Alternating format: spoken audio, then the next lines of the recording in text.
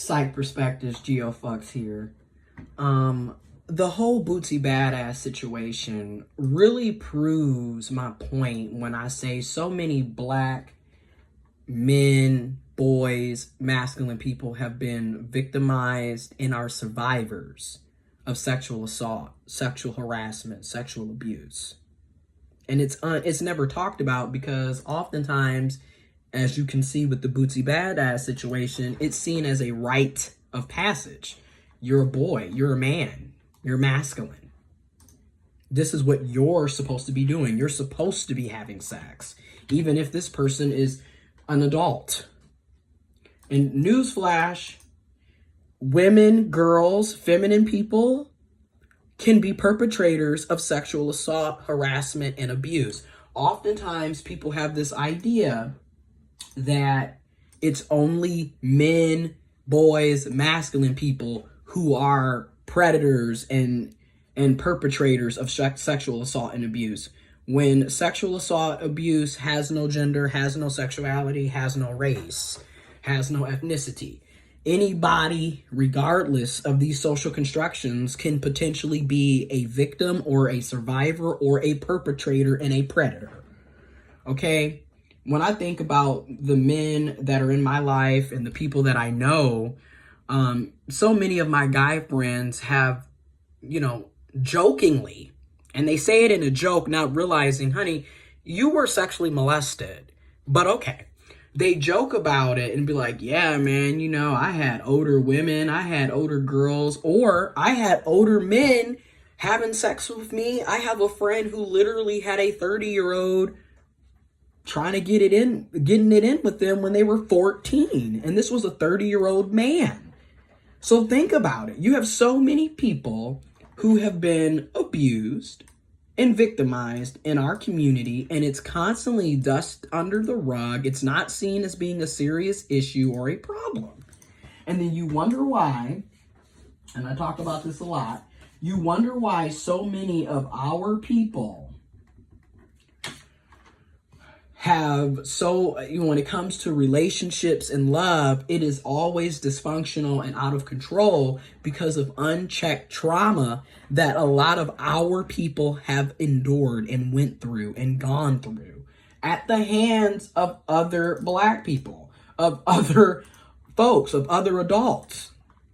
A lot of times when you have people that are, and I'm just going to say it, yes, there's always an exception to the rule, but overwhelmingly, when you have people that are overly sexual, chances are you do some investigation, you dig deep, you will find out that person is a survivor of sexual assault, sexual abuse.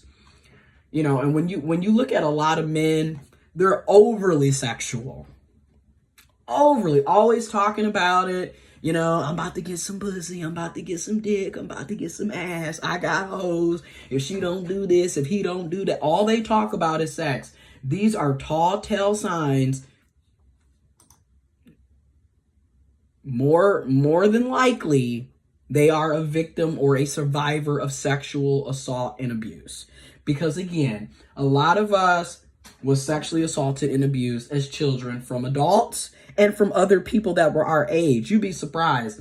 These are very learned behaviors. When that is being introduced to you at such a young age, you don't have the experience or the brain capacity. You're not mature. Your frontal lobe hasn't even developed fully. It doesn't develop fully until you're 25. So when you really sit down and think about it, I technically wasn't a full adult until two and a half years ago when I turned 25, right?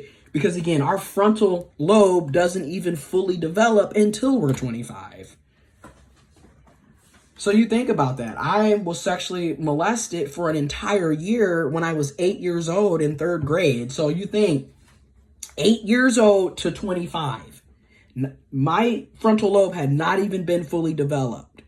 I'm just now in elementary and third grade, and I'm already being introduced to sex and sexuality and what gender roles and how men and women and masculine and feminine people interact at a young age. And then you wonder why now at 27 and a half, I have so many mental health issues and post-traumatic stress disorder. Are you really surprised?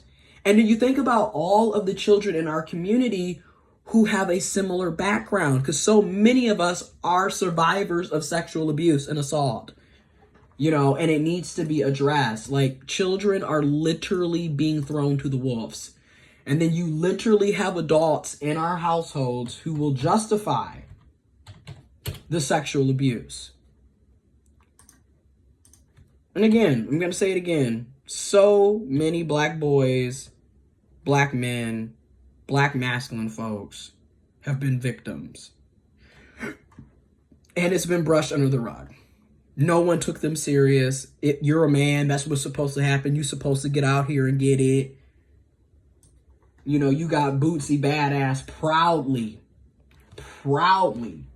bragging about having his 12, 13-year-old son sexually abused by a grown woman performing oral sex on a 13-year-old, a child, a preteen,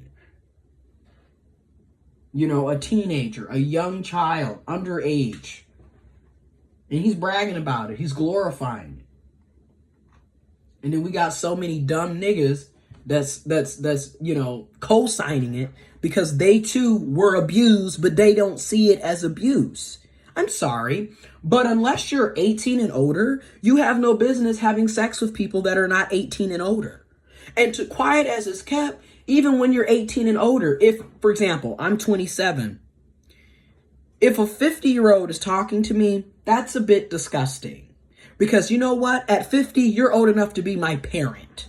So let's really break it down. Okay? We have a lot of questionable behavior in our communities. Okay? In our families, in our friend groups. It's time to call it out. And again, you wonder why, and going back into looking at it from a mental health, psychological standpoint, you wonder why so many black men, black boys, black masculine people have such dysfunctional relationships with black women, black girls, black feminine people. Because a lot of times, and you don't have to take my word, do your own research. A lot of times when you're abused like that, you stay in that traumatic experience. So for a lot of black men and boys, they're still that age where they were abused. For a lot of black women and girls, they're still that age when they were abused. And what ends up happening is when you come in touch with the opposite or the other gender or the opposite gender, because you were abused at such a young age, you will have animosity, hate, mistrust, confusion, anger, sadness, pain related to that gender.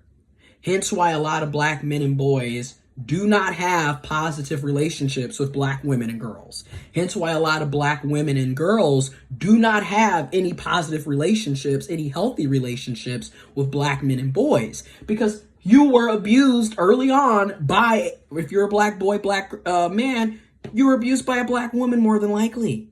So now you look at all black women in a negative light. And if you were a black girl, black woman, you were abused by a black boy or man more than likely. So now you look at all black men and boys in a negative light. Or you have same gender sexual assault. Men and men, women and women, masculine and masculine, feminine and feminine. The point is, a lot of people are traumatized. And we need mental health resources in our communities ASAP. Because a lot of us are walking around with trauma just dragging us down on our shoulders. Nobody's taking it seriously. People are hurt. People are in pain. People are suffering. And of course, it's seen as a joke. And when black men and boys talk about being abused, they're shut down.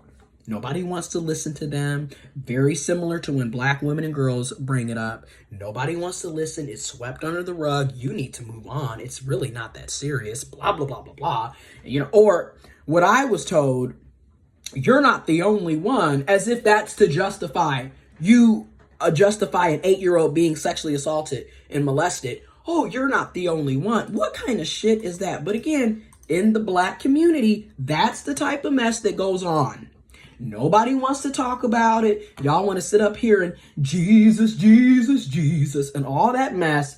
But in the meantime, you are protecting known sexual predators. A lot of y'all know the uncles and aunts that you don't want kids around. You know the family friends that's questionable. You know these people are in here, and y'all allow it. That's why, to be honest, when I look at a lot of black parents, I don't have any respect for y'all, because you're not protecting, you're not providing, you're not caring for, you're not doing shit. Most of you are deadbeats, ill-equipped, and dysfunctional, and have no business having kids. There, I said it, because you got to ask yourself, how do we get to generations and generations of trauma unless you keep procreating with ain't shit people? Okay, I'm just being real. A lot of us need to have hysterectomies and vasectomies ASAP, because this is ridiculous. All you're doing is creating more dysfunctional, broken adults, and we have plenty of those. We don't need any more. This video is getting long, so I will definitely have another video where I discuss this, and I do want to eventually do some live, YouTube live, Facebook live videos soon, where people can tune in and add their perspectives in a live feed format, because again, I enjoy making these videos. I enjoy talking and expressing different perspectives, but I also want it to be a conversation. I want you all to be a part of the conversation. I want you to be able to share your experiences, share your perspectives in a respectful adult manner. But again, it pains me because, like I said, I'm a survivor of sexual abuse. So I know from my experiences and what I went through, how it is out here, and how the people that's supposed to be protecting you are often the ones that are putting you in harm's way in the first place. I'm just being real. Again, many of us wouldn't have the mental health issues we have if it wasn't for our families. And I'm just keeping it real, because again, we are products of our environment. You cannot be around dysfunctional people your entire life and think it's not going to rub off on you.